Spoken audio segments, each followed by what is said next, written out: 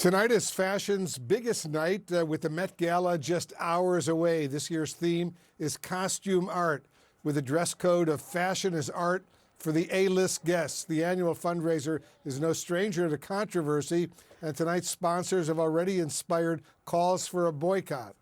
All right, joining us now is TV host and entertainment journalist Segun Oduolowu. Great to have you on, Segun. So Jeff Bezos and his wife, Lauren, are tonight's main benefactors and the honorary co-chairs. Tell us more about how that's being received in the world of fashion and beyond.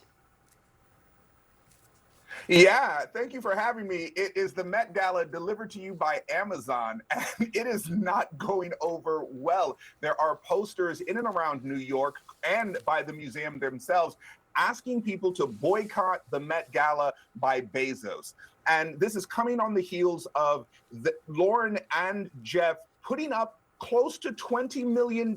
Some say it's in the range between $10 to $20 million to sponsor this event, while firing or letting go 14,000 people in 2025, another 16,000 people as of January 2026, to bring the number to 30,000 people that Amazon has made redundant. Yet the founder of Amazon apparently has the money to sponsor an event where rich people dress up, look super fancy, with tickets costing $100,000, up $25,000 from last year. So the level of tone deafness seems to be surrounding this event, with Mayor Mamdani not attending.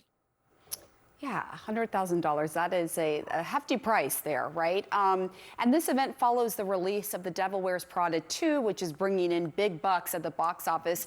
Meryl Streep's character, Miranda Priestley, is famously inspired by former Vogue editor Anna Wintour. And apparently there's this character in the sequel that parallels a certain billionaire couple, right, Segun?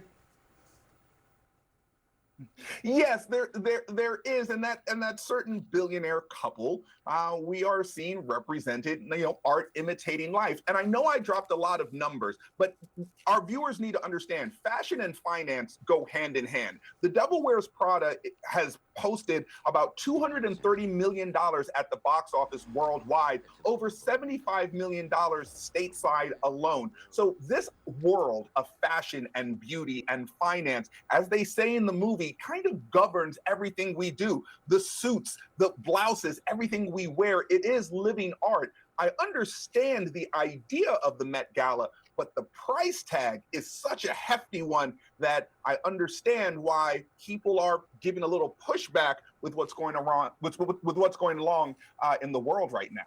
Yeah, $100,000 a ticket. That's a lot of money. Segun, the New York City mayor, Segun Mamdani, says he will not be attending. Donald Trump has also been permanently banned. Who else are we not expected to see tonight?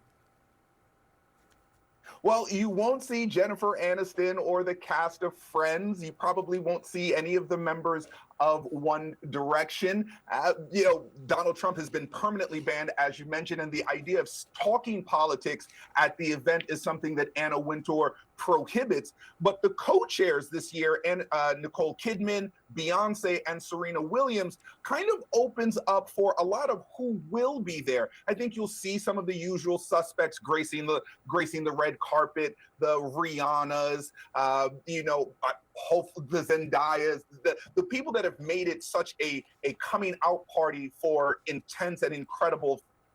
But the snub list, or the people that say they're not going, you won't see the Billie Eilishes of the world who don't find themselves to be comfortable in this room. So it's a mixed bag, but if you want to be there, it's still the hottest ticket in New York. So it's a kind of, you'll see a lot, but the ones that don't want to go, they have their reasons. Yeah, good point. All right. Segun, thank you so much.